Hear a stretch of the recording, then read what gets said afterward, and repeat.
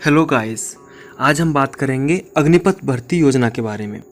रक्षा मंत्री श्री राजनाथ सिंह ने 14 जून को अग्निपथ स्कीम की घोषणा की है, जिसके तहत युवाओं को 4 साल के लिए सशस्त्र सेनाओं में कमीशन पर भर्ती किया जाएगा।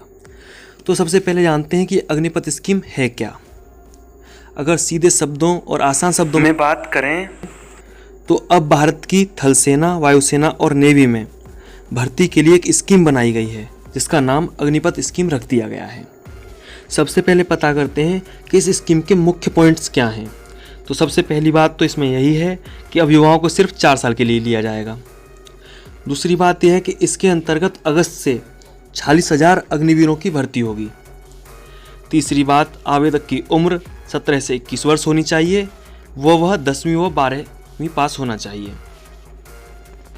चौथी और एक मुख्य बात यह है कि 4 साल के बाद इन युवाओं में से 25% को परमानेंट कर दिया जाएगा, जबकि बाकी 75% को सेवा से मुक्त कर दिया जाएगा। और 5वीं बात यह कि इसमें से पेंशन की व्यवस्था खत्म कर दी गई है।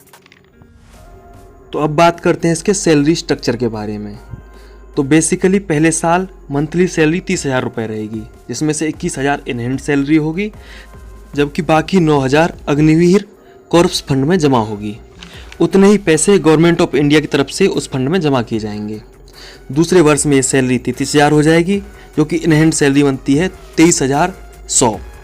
तृतीय वर्ष में यही सैलरी 36,500 होगी, जो कि इन हैंड बनती है 25,580। चौथे वर्ष में ये सैलरी 40,000 हो जाएगी, जो कि इन हैंड सैलरी होगी 28,000।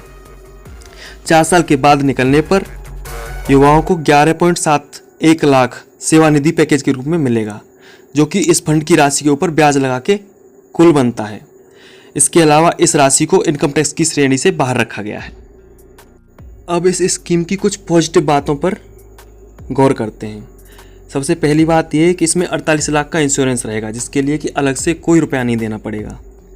दूसरा ये है कि लास्ट में जब वो छोड़ रहे होंगे जॉब को 4 साल के बाद, तो उनको 11.71 लाख रुपए दिया जाएगा, जो कि टैक्स फ्री है। जो लोग 4 साल के बाद निकलेंगे उन्हें सरकारी विभाग व PSU में प्राथमिकता दी जाएगी, जिसके लिए कई राज्यों की सरकार के CM ने घोषणा भी कर दी है, जिसमें MP, UP और हरियाणा के CM आते हैं। और मान लीजिए ड्यूटी के दौरान कोई भी सैनिक सर्वोच्च बलिदान को प्राप्त होता है, यानी शहादत हो जाती है उसकी, तो उसके परिवार को 1 करोड़ की राशि दी जाएगी। अब इसके कुछ नेगेटिव पॉइंट्स पे आते हैं। सबसे पहले तो ये कहा जा रहा है कि सरकारी विभागों में प्राथमिकता दी जाएगी, पर अगर इसको दूरदृष्टि से देखा जाए तो क्या कुछ टाइम बाद ऐसा टाइम नहीं आ जाएगा कि इनके बीच में खुद कंपटीशन बढ़ जाएगा, क्योंकि कुछ साल बाद 4 साल के बाद निकलने वाले युवाओं की संख्या भी बहुत ज़्यादा हो जाएगी। दूसरा पॉइंट ये आता है कि जो नौकरी पहले परमानेंट थी वो सिर्फ अब 4 साल की रह जाएगी। तीसरा पॉइंट, लोग ये भी कह रहे हैं कि अब 4 साल तक इन लोगों को हथियार चलाने की ट्रेनिंग दे दी जाएगी, और उसके बाद इनमें से 75% को यूं ही समाज में खाली छोड़ दिया जाएगा। तो क्या वो गलत रास्ते पर नहीं जा सकते? और एक मेन पॉइंट, जो कि पहले पेंशन की सुविधा थी सभी फौजियों के लिए जो नेवी में हैं उनके लिए, वो एकदम ख़त्म कर दी जाएगी। शायद यही वजह है कि जब से ये स्कीम लागू हुई है, जब से इस स्कीम के बारे में घोषणा हुई है, तभी से इसका विरोध जगह जगह शुरू हो गया है, खासकर बिहार में। खैर, अब इसका क्या असर पड़ेगा ये तो आने वाला वक्त ही बताएगा, कि जैसे कि गवर्नमेंट कह रही है कि इससे आर्मी का स्ट्रक्चर मजबूत होगा, या फिर जो लोग विरोध कर रहे हैं वो कह रहे हैं, ये तो टाइम ही बताएगा कि कौन सही है। फिलहाल आप मुझे कमेंट करके बताएं कि ये अग्निपथ योजना आपको कैसी लगी, और क्योंकि इस वीडियो बहुत इंपॉर्टेंट है और इसके बारे में सभी को पता चलना चाहिए, इसलिए वीडियो को ज़्यादा से ज़्यादा शेयर करिए, लाइक कीजिए और चैनल को सब्सक्राइब करिए, और 2-4 लोगों से करवाइए, और साथ में घंटी बजाना ना भूलें। Thank you. जय हिंद।